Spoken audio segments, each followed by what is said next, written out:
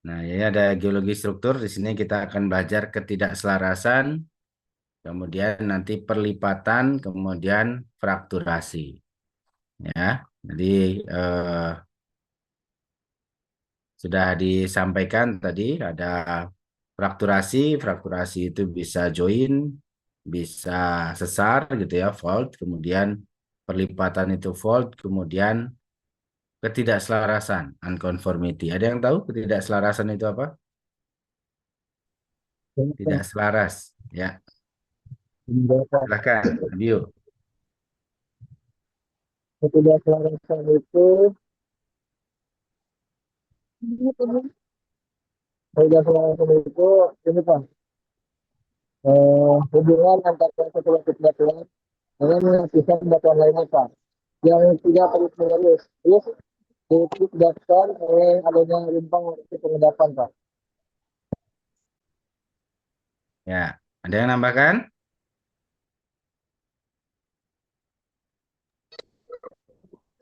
Apa kira-kira ketidakselarasan? Oke, Pak, silakan, Halwa. adanya jeda waktu pada saat pengendapan batuan. Adanya jeda waktu saat pengendapan batuan. Jadi satu setelah ada pengendapan, kemudian waktunya terputus, tidak ada pengendapan, kemudian diendapkan lagi, gitu ya. Kemudian, oke ya, kira-kira ada berapa ketidakselarasan?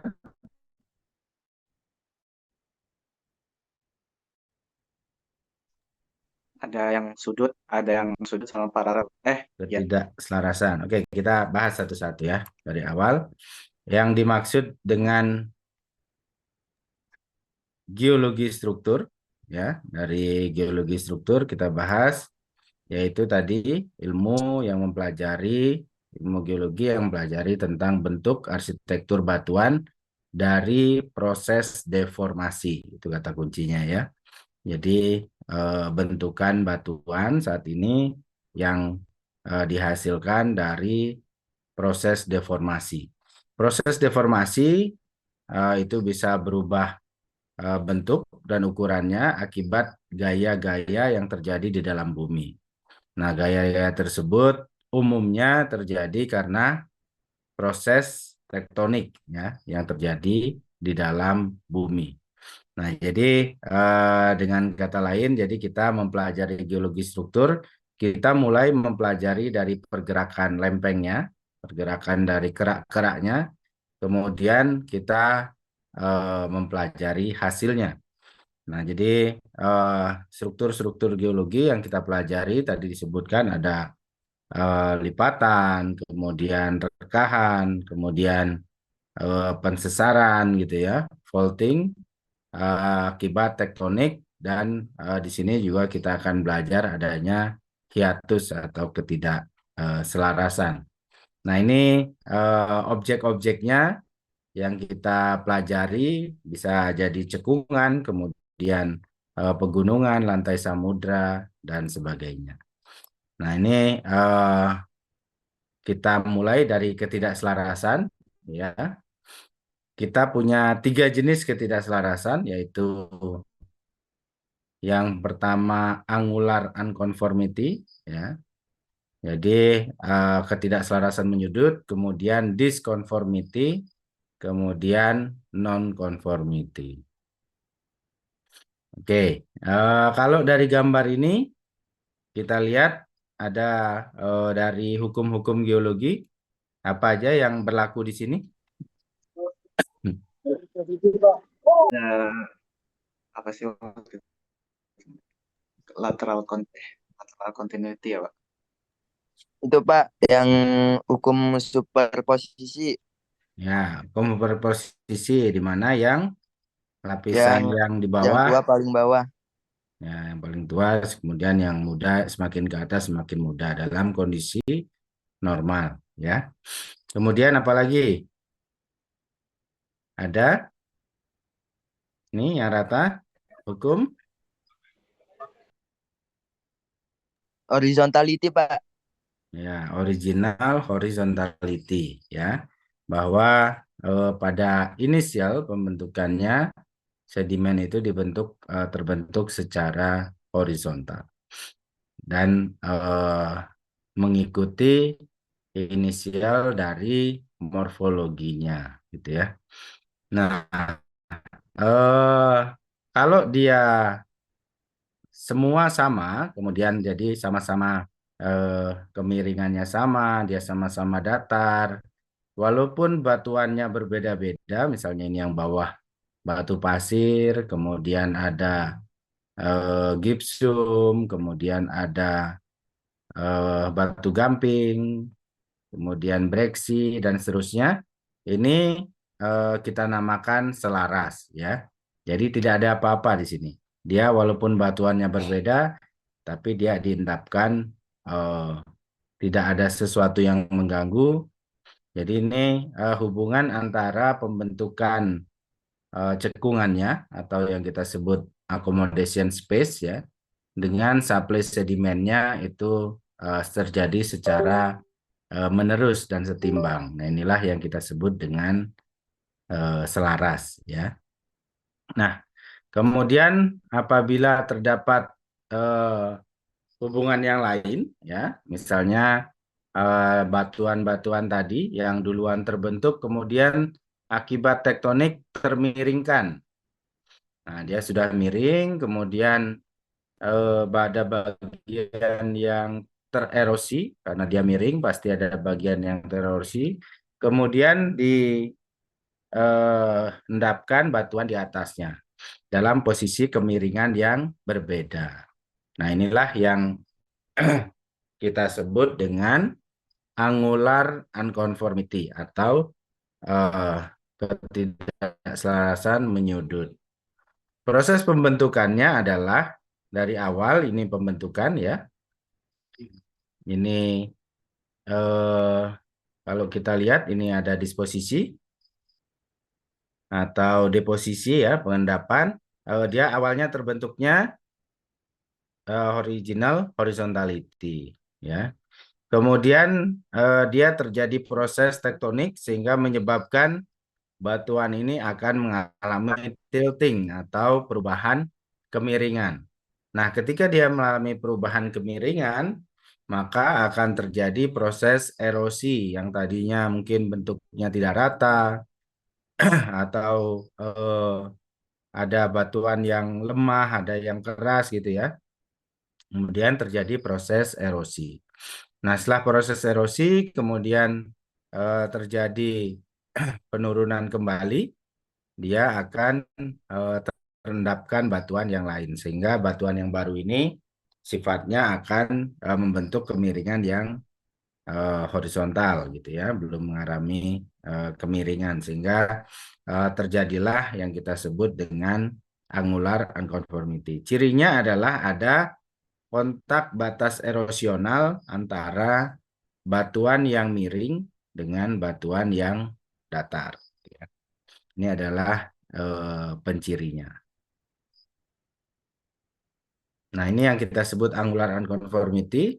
Kemudian disconformity adalah ketika tidak terjadi pemiringan, tidak jadi perubahan posisi atau tidak terjadi tektonik yang signifikan, tapi dia hanya terjadi misalnya penurunan muka air laut atau penurunan muka cekungan atau terjadi pengangkatan yang tidak menyebabkan perubahan kemiringan lapisan. Nah, pada saat itu akan terjadi proses erosi, ya. Proses erosi, tidak terjadi pengendapan yang menerus. Nah, kemudian ini setelah tererosi, dia terjadi penurunan lagi, kemudian atau ini bisa kenaikan level atau si level rise atau gitu ya, sehingga akan diendapkan lagi batuan yang baru. Nah, ini akan menyebabkan terjadi antara si batuan di sini yang di bawah, kemudian ada erosi, artinya di sini akan terjadi hiatus atau perbedaan waktu yang signifikan, atau tadi disebutkan ada eh, lapisan yang hilang gitu ya. Nah, sehingga inilah yang kita sebut dengan disconformity. Nah, kemudian yang selanjutnya adalah ini tadi salah satu contohnya ya, contoh dari disconformity. Jadi ketika terjadi pembentukan batuan seri 1, 2, 3, 4, kemudian dia mengalami pengangkatan, kemudian dia mengalami erosi, sehingga lapisan 3 dan 4-nya hilang, kemudian terjadi penurunan kembali atau bisa sea level down atau ini bisa kenaikan sea level atau bisa terjadi penurunan cekungan. Nah, ini sehingga diendapkan endapan baru lagi yang menyebabkan si lapisan 3 dan 4 ini hilang. Sehingga lapisannya 1, 2, 6, 7. Nah, kalau misalnya kita tidak tahu originalnya 1, 2, 3, 4, di sini kita bisa tahu umurnya ya. Jadi misalnya 1, 2 dia akan mengalami jeda umur, jeda waktu, kemudian tiba-tiba ada lapisan yang di atasnya. Ini adalah salah satu ciri disconformity. Ini juga ditandai dengan adanya bidang ketidakselarasan, ya. Nah, kemudian yang terakhir adalah non-conformity, gitu ya. Jadi ketika untuk non-conformity ini fenomenanya adalah terdapat kontak atau hubungan ketidakselarasan dengan dua jenis batuan yang berbeda. Misalnya di sini kita punya granit, di atasnya ada batu pasir, ya. Kemudian ada bidang ketidakselarasan. Nah, itu yang kita sebut dengan non-conformity. Jadi ada jenis batuan beku yang berkontak dengan jenis batuan sedimen.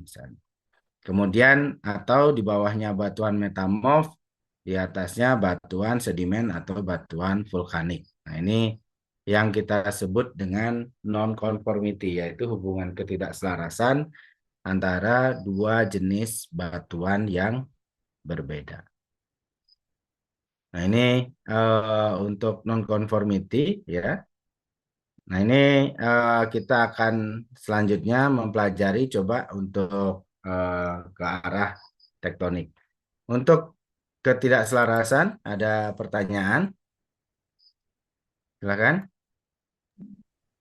Maaf Bapak, tadi yang kedua yang diskon for community itu biasanya kok bisa keangkat itu diakibatkan apa ya Pak?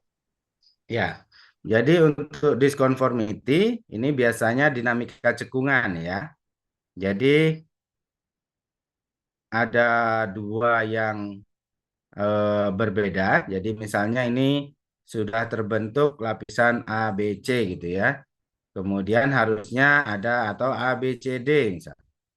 Nah, kemudian si A, B, C, D ini mengalami sea level drop, misalnya penurunan muka air pada cekungan, muka air laut atau muka air danau gitu turun gitu ya, sehingga batuan ini tersingkap.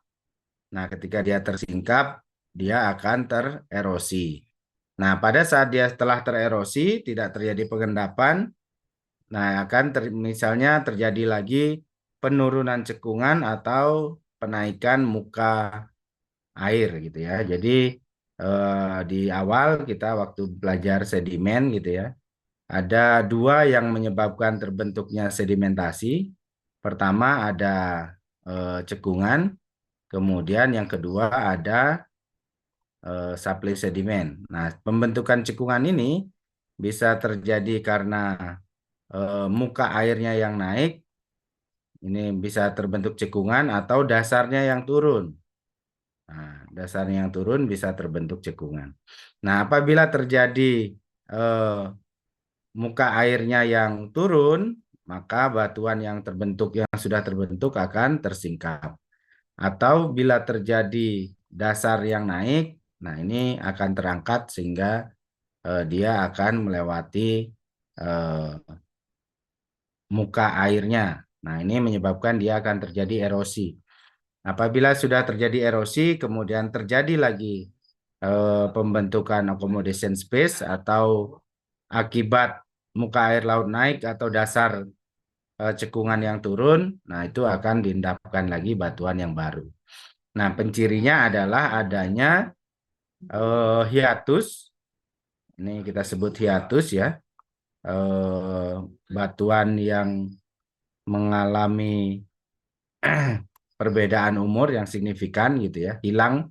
Harusnya ini urutannya 1, 2, 3, 4. Nah, ternyata 4-nya hilang atau salah satunya hilang. Kemudian ada batuan yang baru. Nah, itu yang kita sebut dengan disconformity. Gitu? Baik Bapak, terima kasih. Ya. Jadi ini ya yang kita sebut disconformity. Jadi begini. Jadi dia serinya tidak lengkap, ada yang hilang gitu ya. Nah, itu disconformity.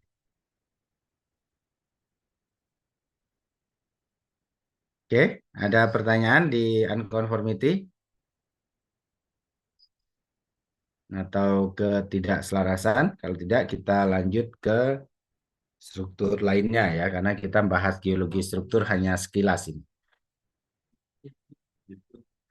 Oke, sekarang kita belajar mengenai geologi struktur yang terbentuk akibat deformasi. Nah, akibat deformasi ada beberapa struktur ya. Jadi deformasi itu akibat gerakan lempeng. Ada gerakan lempeng ada berapa? Ada divergen, apa itu? Coba apa itu gerakan divergen, gerakan lempeng?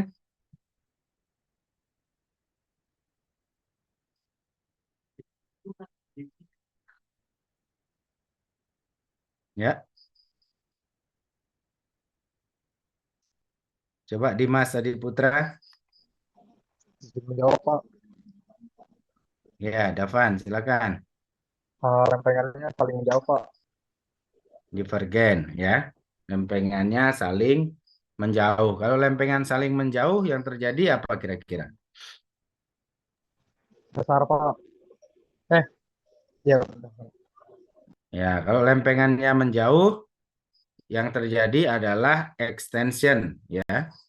Jadi apabila batuan kita tarik memanjang gitu ya, saling menjauh seperti yang B di sini, ya, yang C, ini saling menjauh, maka batuan akan terjadi pemanjangan sampai batas elastisitasnya terlampaui. Nah, setelah terlampaui, maka dia akan terjadi fraktur yang kita sebut dengan ekstensional gitu ya, satu sama lain saling menjauh. Nah, kemudian apabila terjadi eh, kompresi, ya, terjadi proses eh, yang konvergen, ya, konvergen itu satu sama lain saling mendekat, ya. Nah, kalau misalnya terjadi saling mendekat, dia akan terjadi gaya-gaya kompresif. Nah, jadi dia akan terjadi penipisan gitu ya, semakin tipis sampai terlewati batas elastisitasnya. Nah, ini yang sering terjadi. Misalnya dia bisa batuan ini bisa langsung retak gitu ya kalau dia brittle, kalau kita tekan. Tapi kalau yang B ini dia akan terjadi perlipatan kalau dia batuannya elastis gitu ya. Sebentar.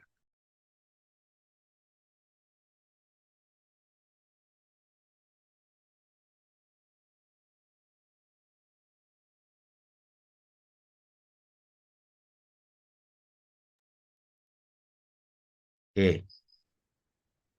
Ya, jadi eh, kalau dia batuannya lebih elastis, maka dia akan terjadi perlipatan seperti ini.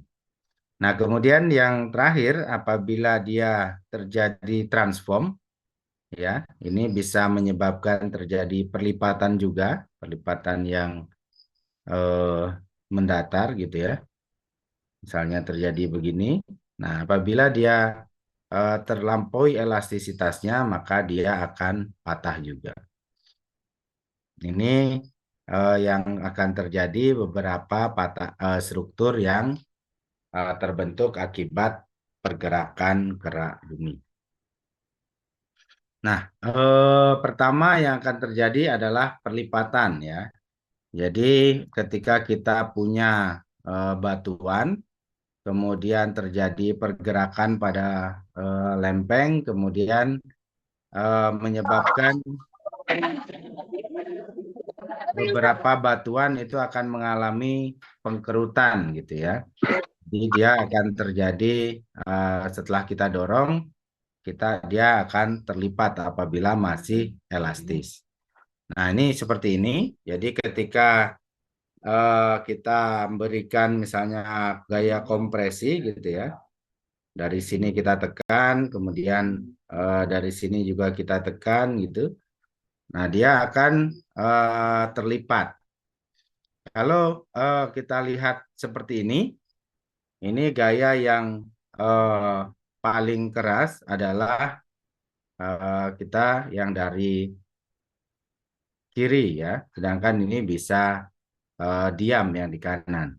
Nah, ini akan terjadi perlipatan apabila gaya yang diterima masih sama, dia akan terlipatnya yang kita sebut dengan perlipatan simetri. Nah, di sini yang ke bawah ya, yang cekungnya ke bawah ini seperti mangkok kita sebut sinkline. Kemudian ini yang kita sebut semuanya adalah antiklinorium ya. Apabila ada antikline, sinkline, nah ini kita sebut antiklinorium. Nah, kemudian yang melengkung ke atas gini, nah ini yang kita sebut antikline ya. Kemudian yang ke bawah ini kita sebut sinkline. Nah, komponen dari lipatan ya, ada yang mau menyebutkan apa saja komponen dari lipatan?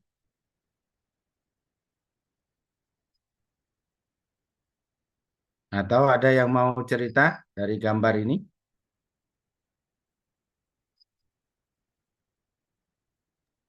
Maksudnya menyebutkan bagaimana, Pak? Ya, kalau kita punya lipatan, komponen yang kita perhatikan apa aja?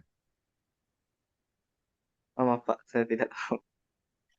Ya, jadi kalau kita punya lipatan seperti ini ya, ini dalam gambar ini disebutkan ada beberapa jenis lipatan, yaitu ada simetri, kemudian di sini mulai asimetri, kemudian di sini mulai overtone gitu ya, rebah. Nah, kemudian di sini mulai membalik. Ini yang beberapa jenis lipatan. Nah, kemudian dari beberapa jenis lipatan sudah belajar ya di ini ya di praktikum ya. Udah Bapak. Sudah Ya. Pak. Nah, jadi dari praktikum pasti sudah dipelajari, udah tahu ya apa itu sinkline, apa itu antikline. Ini Sudah Pak. antikline, ini sinkline ya. Jadi terbentuknya begini, jadi dari batuan datar, kemudian kita kompresi apabila dia elastisitasnya masih terakomodasi, dia akan jadi antikline dan jadi sinkline, terlipat seperti ini. Nah, apabila nanti batas elastisitasnya terlampaui, maka dia akan patah seperti ini. Nah, ini kita sebut nanti ada namanya thrust fault ya, yaitu sesar naik yang akibat antikline yang sudah terlewat.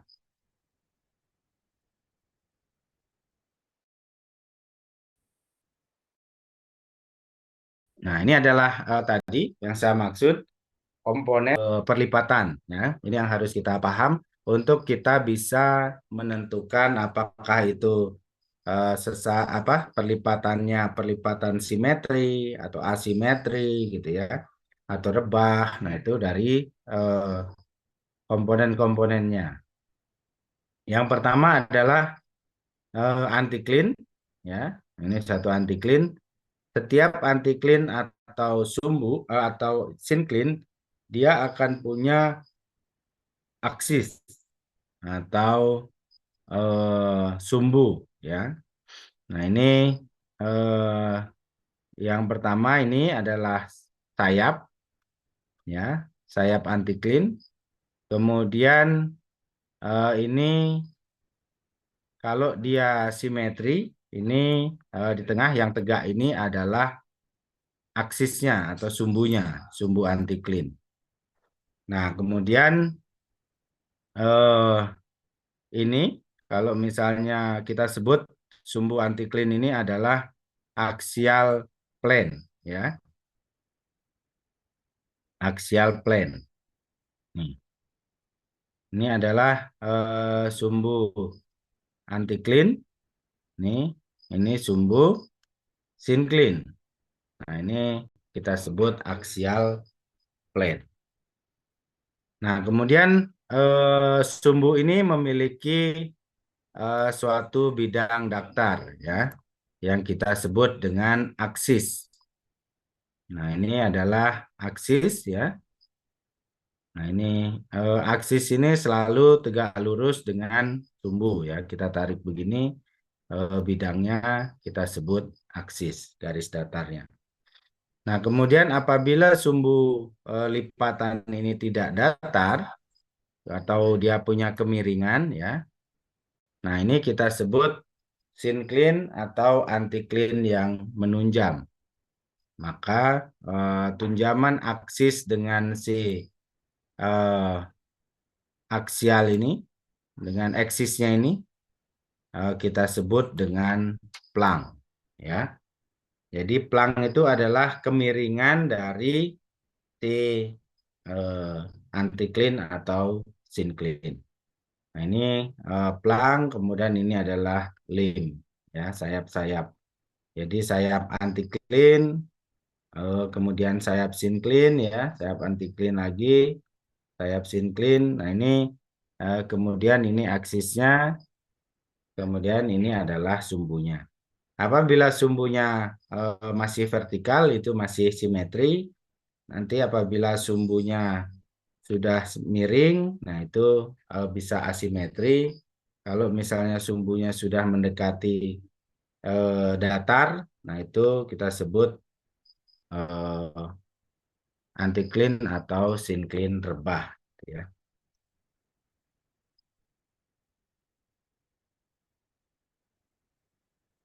Oke, ada pertanyaan di sini? Ini adalah komponen yang saya tanyakan tadi, ya, yang komponen-komponen sinklin dan antiklin.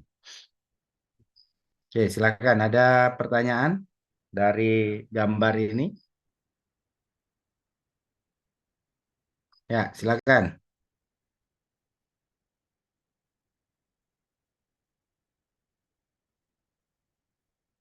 Umur.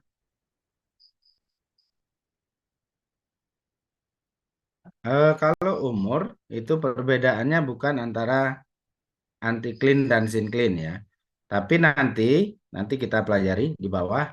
Kalau di antiklin, ya, kalau misalnya ini batuannya nanti tidak utuh seperti ini, tapi dia tererosi gitu, ya. Nah, misalnya ini bidang erosi, maka kalau di antiklin untuk melihat membedakan umurnya, kalau di antiklin, mana antiklin yang ini, ya, di sini. Nah, di sini kalau di antiklin semakin ke tengah akan semakin apa di sini? Mana yang paling tua lapisannya? Yang paling tua yang paling bawah, Pak. Yang paling tua paling bawah. Tapi kalau misalnya kita potong segini berarti dia semakin ke tengah sumbu anticline dia semakin tua ya. Nih, jadi dari sini 1, 2 dan seterusnya 3, 4, 5, 6. Nah, ini kan yang tersingkap di sini ya, yang 3 misalnya di sini. Nah, ini yang paling tua lapisan nomor 3. Walaupun dia posisinya datar, tapi semakin ke tengah sumbu anticline dia akan semakin tua. Tapi semakin ke tengah sumbu syncline dia akan semakin muda, gitu ya. Itu yang perbedaannya kalau dilihat dari umur batuan pembentuk si syncline dan anticline. Jadi kalau kita ketemu anticline, kita ketemu batuan yang semakin dekat ke pusat anticline-nya, nah itu semakin tua. Tapi kalau di syncline, semakin dekat ke pusat syncline-nya, dia akan semakin muda. Gitu?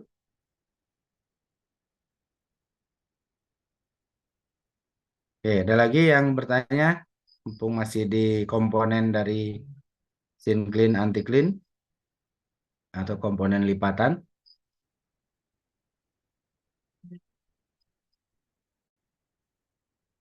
Silakan. Baik, kita mulai kalau kita punya lipatan ya. Oke, sekarang kita mulai dari sebelah-sebelah dari lim ya. Dari lim ini kalau kita potong sekian, maka kita akan punya satu lapisan yang miring begini ya. Nah, lapisan miring ini kita bisa ukur dengan kompas. Sudah belajar ya, kompas ya? Nanti Sudah, Pak. minggu depan Sudah, Pak. kalau Sudah, Pak. offline saya akan bawa kompas, saya akan tes satu-satu untuk mengukur lapisan ya. Jadi bersiap-siap latihan. Nah, Baik. tadi kalau kita belajar lim ya, kita punya bidang seperti ini. Misalnya ini salah satu sayap dari anticline atau syncline. Nah, dia akan punya kemiringan sayap. Ini permukaannya kita sebut dengan bedding plane. Apa itu bedding plane?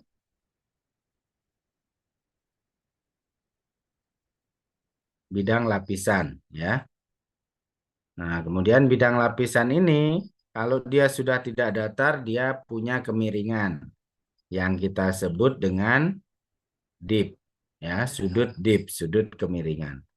Nah, arah dari bidang ini ke sana kita sebut dengan apa? Strike. Ya, ini strike, ini dip. Jadi setiap bidang yang miring dia punya arah ke arah mana bidang itu memanjang yang kita sebut dengan strike. Kemudian dia menunjam yang paling tajam ya, yang kita sebut dengan dip ya.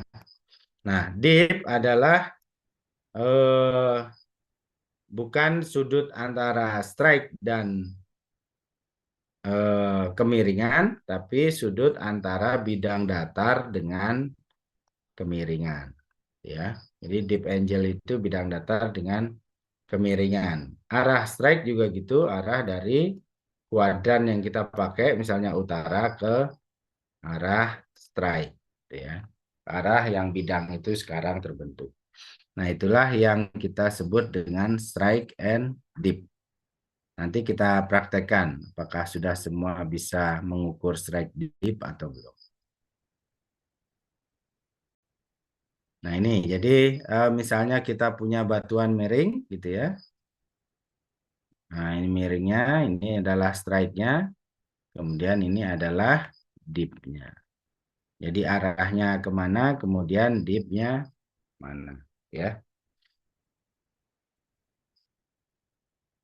Ada pertanyaan strike dip? Ada yang masih bingung? Selalu digunakan rumus jari kiri ya. Jadi kalau misalnya begini posisinya maka strike-nya ke sana, dip-nya ke sini gitu ya. Jadi bukan berlawanan ke sana. ya, tapi ke arah sini, strike dan dip. Selalu ada strike-nya ke sana, dip-nya ke sini. Kita lihat jari kiri, gitu ya. Dari punggungnya, punggung jari kiri. Ada pertanyaan? Strike dan dip?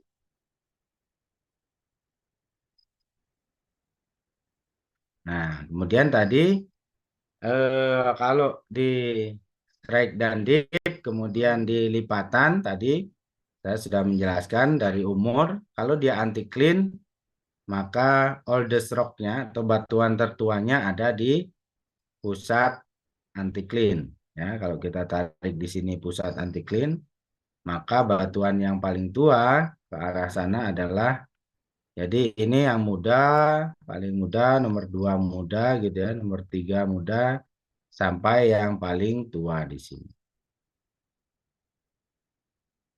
Nah, kemudian kalau yang anti clean itu sebaliknya, di sini dia paling muda, di sini nomor 2, nomor 3 dan seterusnya. Jadi semakin keluar dari eksis ini, sumbu sinclean, sumbu anti clean ya, ini makin keluar semakin muda, kalau untuk sinclean semakin keluar semakin tua.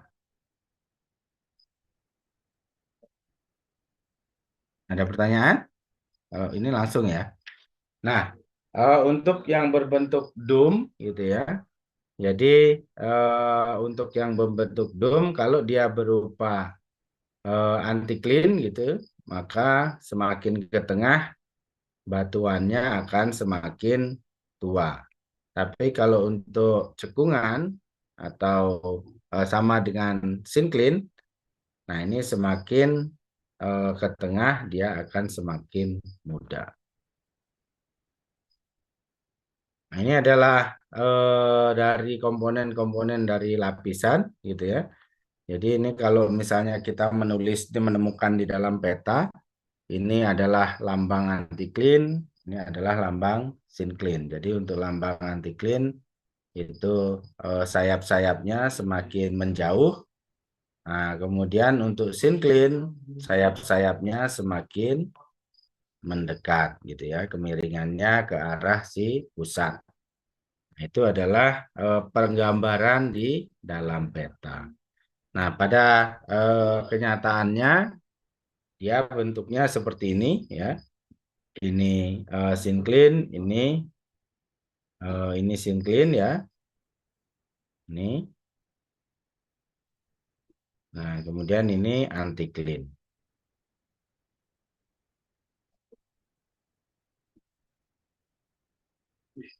Nah, ini jadi ini adalah axial plane dari suatu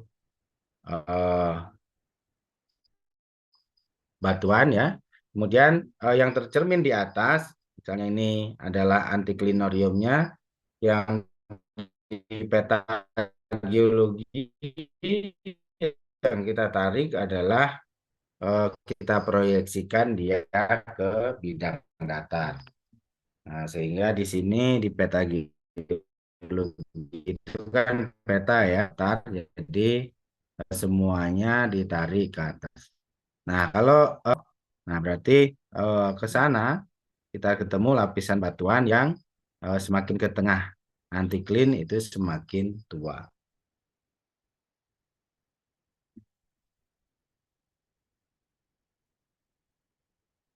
Nah, ini salah satu contohnya.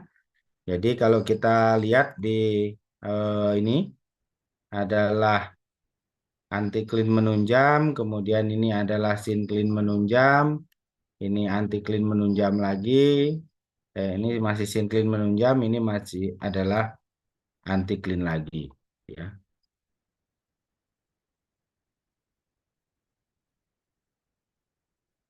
Oke, itu adalah perlipatan dan anti clinorium. Untuk selanjutnya frakturasi ya.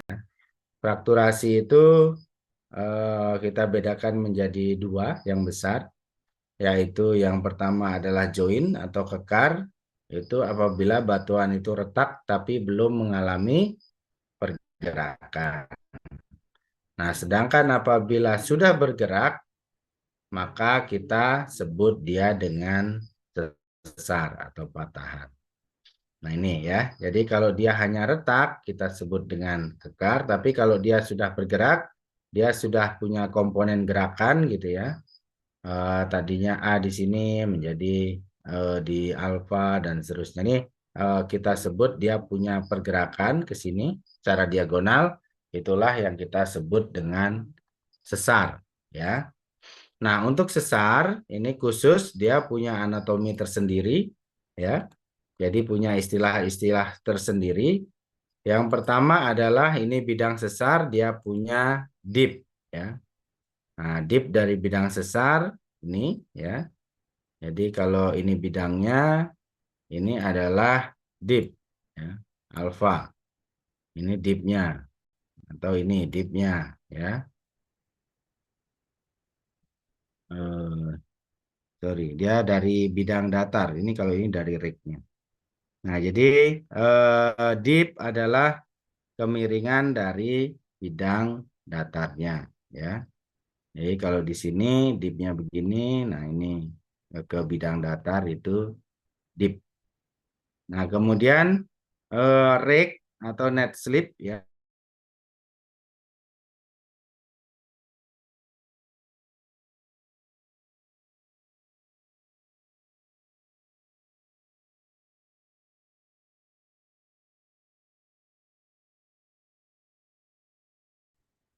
Pergerakan gores garisnya. Ini yang kita sebut.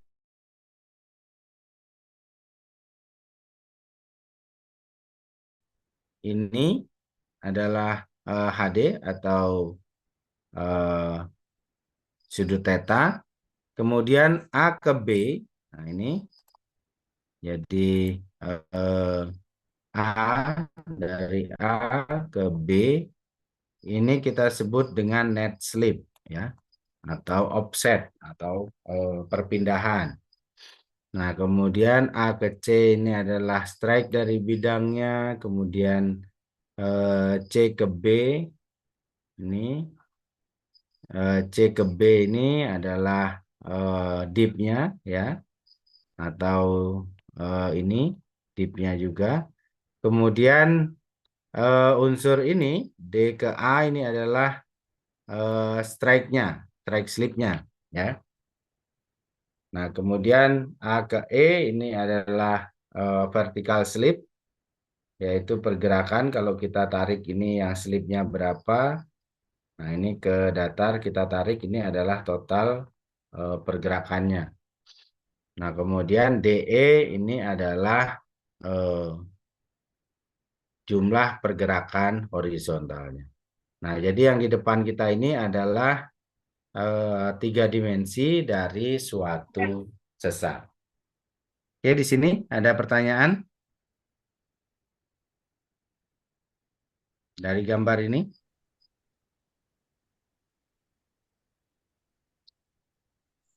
Oke, kalau tidak kita lanjut.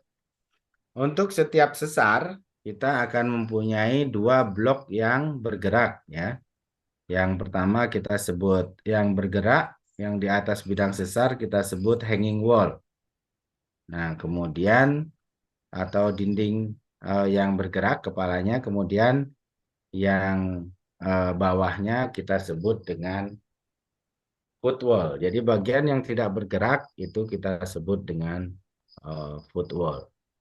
Nah, ini jadi kalau kita punya suatu bidang ya seperti ini. Nah, ini adalah hanging wall, ini adalah footwall ya. Ini umum akan terbentuk pada zona-zona ekstensi. Nah, untuk tegasan yang kita ukur adalah tegasan-tegasan yang terekam pada batuan. Nah, tapi ini umum ya yang dilakukan.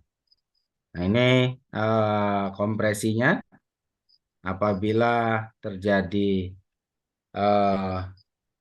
dominan gaya paling besar dari atas bawah, maka umumnya dia akan terjadi sesar turun. Apabila terjadi kompresif, dia bisa terjadi atau mendatar, dia akan jadi strike slip gitu. Nah, ini prosesnya sesar normal apabila terjadi proses ekstensi. Nah, ini blok kompresif. Kalau misalnya kita akan memberikan suatu tekanan ya pada ini percobaannya di balok. Apabila kita tekan semua, maka kalau gaya terbesarnya adalah dari atas bawah, maka dia cenderung akan terjadi sesar turun ya. Nah, kalau misalnya samping, dari samping yang paling dominan itu akan terjadi sesar anjak atau thrust fault.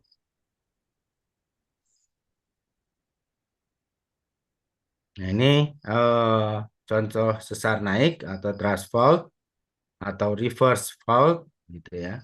Ini apabila yang kompresifnya tenaga kompresinya yang paling besar adalah dari horizontal.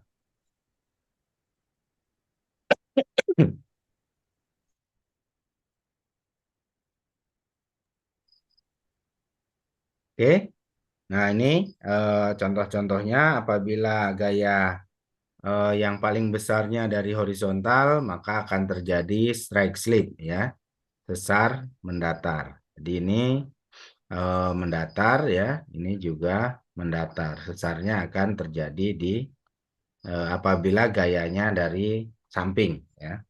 Tadi kalau gayanya dari eh, atas bawah dia akan terjadi sesar normal.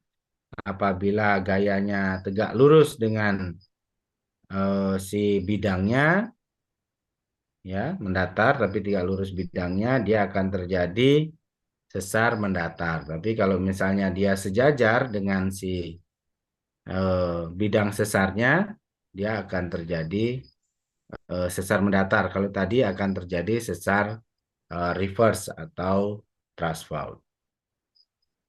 Nah, ini adalah sesar mendatar.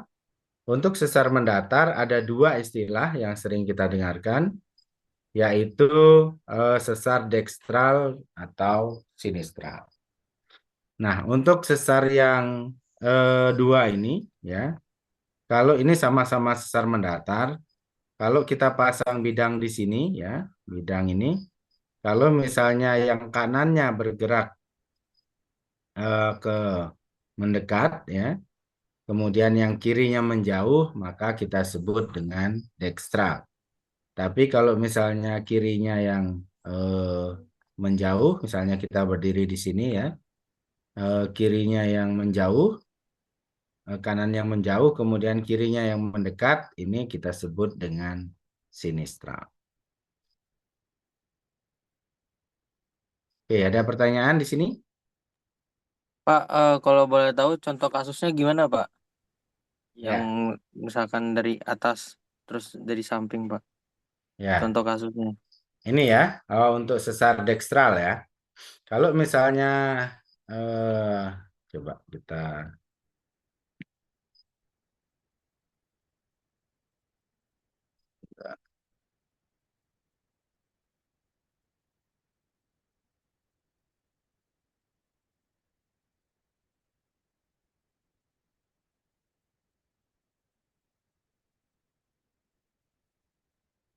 bentar ya.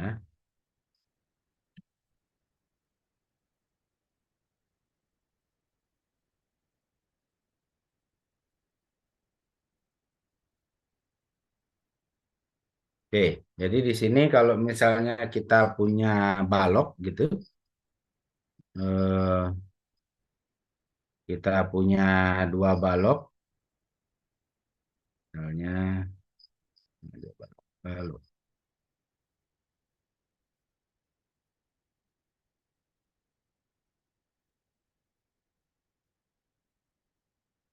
Ya,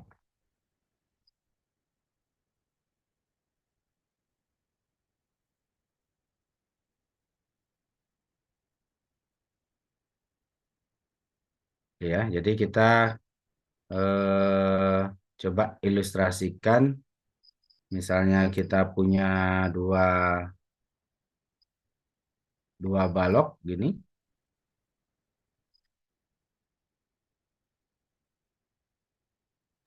Iya, sendiri. Goblok. Nah, jadi ini kasusnya kalau balok kita ini yang ini, balok ini kita geser menjauh ke sana. Nah, gitu ya. Ini kita pasang.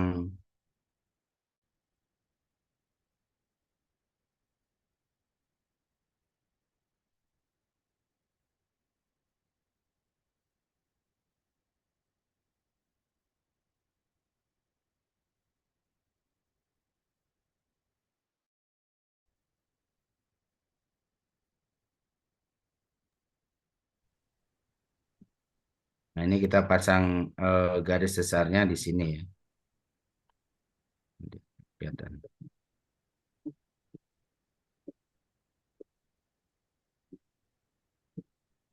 Ya. Kalau misalnya ini garis sesarnya, kemudian ini kita pasang balok ini yang menjauh gitu ya, menjauhi kita bergerak. Nah, maka tandanya yang kita pasang adalah ini ke sana ya.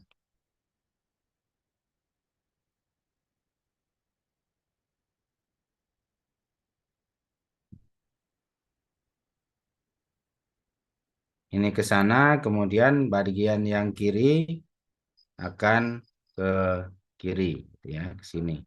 Oh, sorry.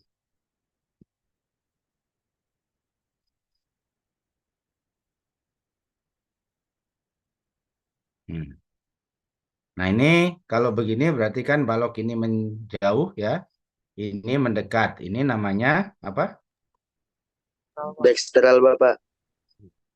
Mana? Ini yang kiri mendekat, yang kanan menjauh. Namanya sinistral ya. Sinistral. Jadi kalau yang kiri mendekat, kanan menjauh, ini namanya sinistral Sinistral. ya. Jadi Iya, Pak. sinistral itu blok yang ini menjauh. Ini yang mendekat ke arah kita. Nah, kemudian dekstral itu apabila begini. Nah, ya. Jadi yang ini yang ke arah sini. Yang kanannya menjauh, Pak. Ya, jadi yang kanannya mendekat, Yang yang mendekat. kirinya yang menjauh. Ya, kalau dari arah kita ini yang kanan dari apa bidang ini bidang ya. Ini bidang. Kemudian ini kanan, kanan dari kita, ini kanan kita, ini kiri kita. Ini kanannya mendekat, ini kirinya menjauh. Itu yang kita sebut dengan apa? Dekstral. Dekstral. Dekstral, ya. Sinistral, Pak. Jadi kalau begini ini dekstral.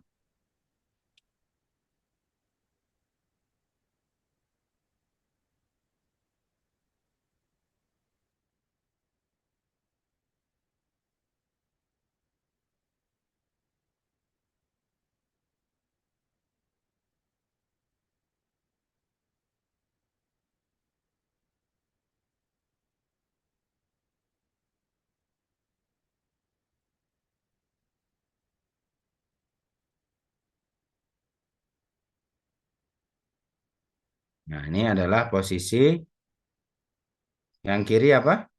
Yang ini?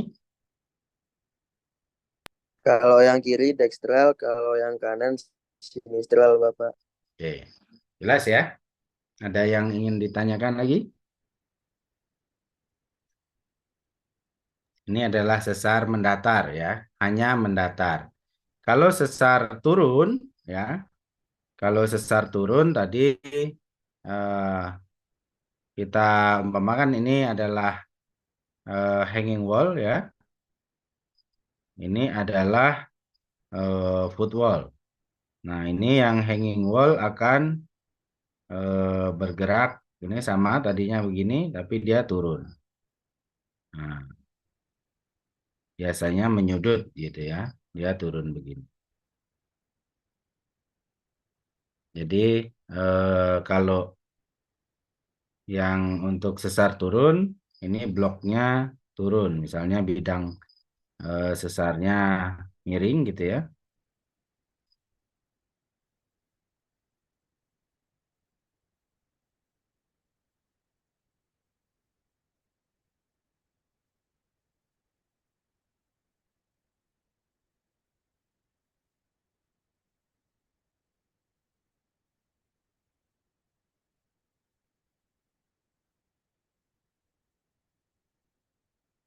Nah dia. Hmm.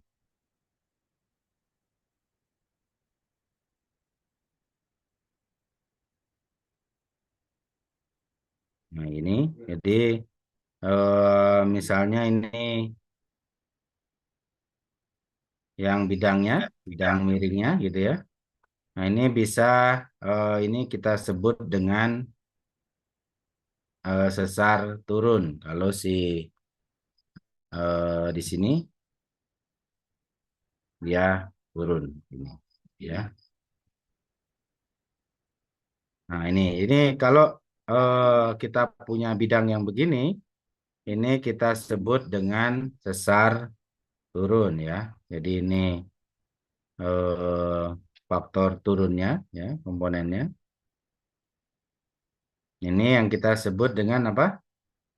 Hanging wall. Yang ini yang diam ini foot wall gitu ya. Jadi dia turun. Kalau penggambarannya ini jadi ini ke atas, ini ke bawah.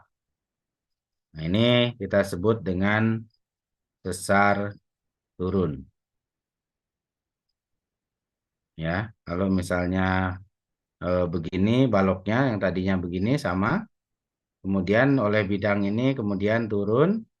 Nah, ini sesar turun. Kemudian kalau misalnya sesar naik gimana? Kebalikannya, hanging wall-nya yang naik. Jadi begini. Ini yang sesar naik. Ini jadi ini hanging wall, foot wall. Kalau hanging wall-nya turun, ini sesar turun. Kemudian hanging wall-nya naik begini. Ini sesar naik. Kalau ini dia bergerak mendatar, ini sesar mendatar. Kalau di gambar ini dekstral apa sinistral? Sinistral, Bapak. Sinistral ya, karena si kiri, bidang yang di kiri mendekat, yang bidang kanan menjauh. Oke, ada pertanyaan?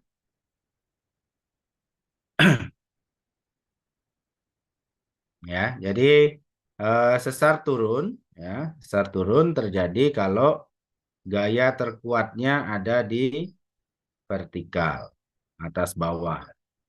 Gaya kalau gayanya horizontal tegak lurus dengan bidang, nah ini akan terjadi sesar naik atau thrust fault.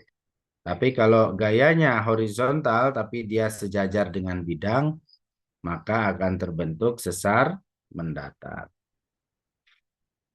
Oke, ada pertanyaan? Jelas? Jelas, Bapak.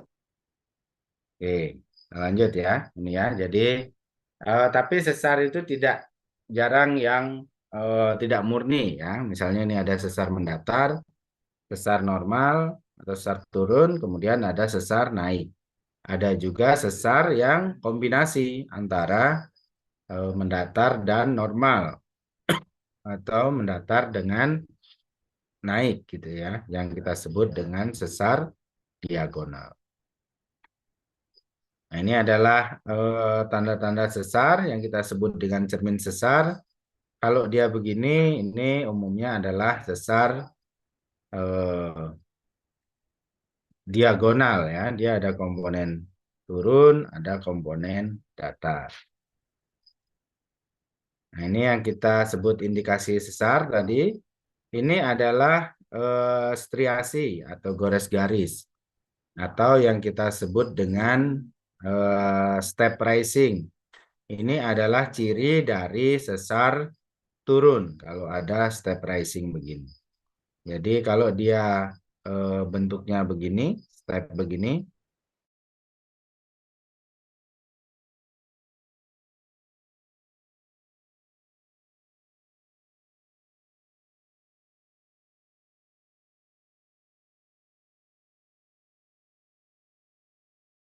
untuk mendatar cirinya adalah seperti ini. Tangganya kita lihat ya. Kalau misalnya dia tangganya begini,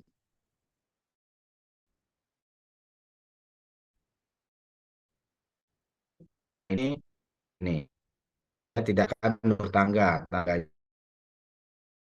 si hilangnya si hanging wall. Maka dia kalau begini disebutnya sesar apa? Mendatarnya? Nis? Dekstral apa sinistral? Ekstral Bapak. Apa? Netral, Pak. Dekstral Bapak. Dekstral apa sinistral? Netral, Pak. Netral, Pak.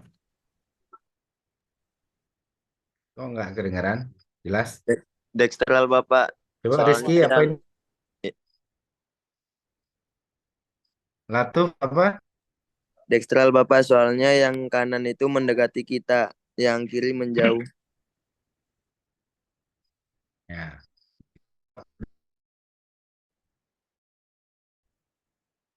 Tiga nih.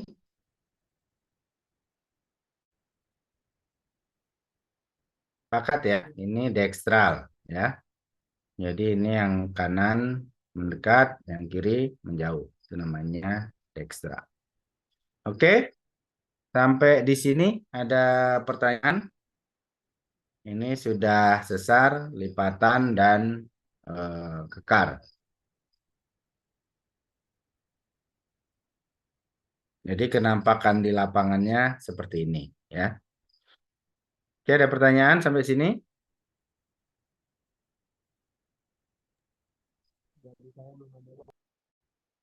Oke, tidak ada. Saya kira kita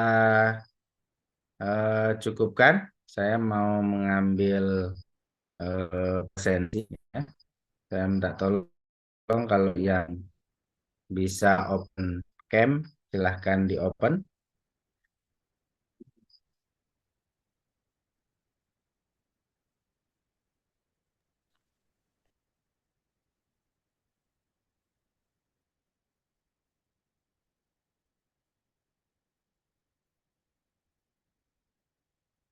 Masih banyak yang di kampus ini.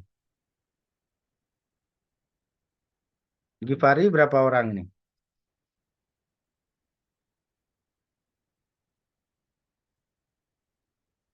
Berdua ya. Kok rame-rame?